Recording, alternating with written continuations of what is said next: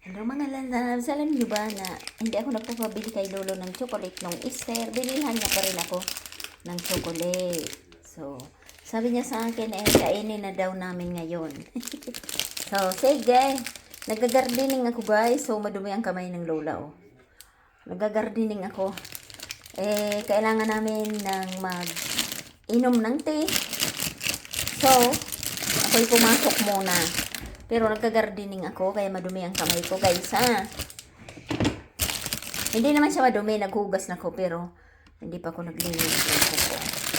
So, ayan na! Ang aking bunny rabbit for Easter. Hindi ako nagpabili kay Lolo ng maraming chocolate this year. Yeah. Ting, ting, ting, ting, may laman siya. So, what is it? So, ating biyakin na. Oh, ayan. White chocolate. Ayan. Biyakin na natin. Kakainin na namin yan ng Lolo. Hindi naman yan kakainin ng isang bisis. Matagal. Unti-untiin lang namin yan. So, ayan ang laman niya. Tarang! Mini chocolate bunny.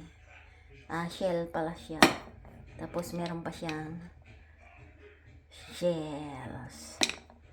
Yan ang design niya. So, tara. Kain tayo ng chocolate ng Lola. Ayan na yung elephant ata to. Oo, mini elephant pala to.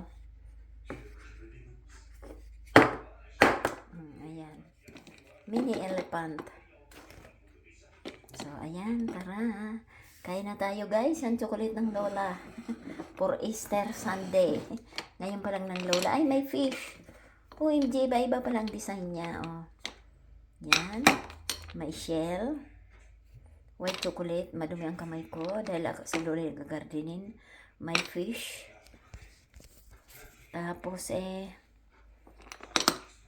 ano pa to? So, yan na. Iba-iba. Iba-ibang design.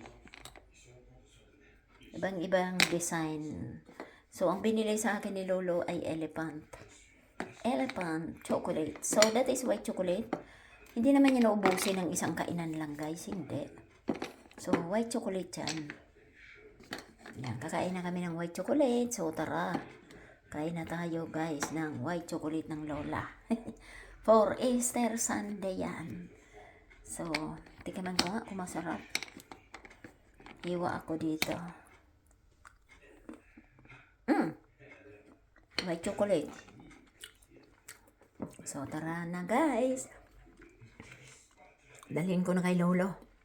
Hintay na yan to So, thanks for watching. Easter chocolate. Ngayon ko lang biniyak. Bye. Thanks for watching.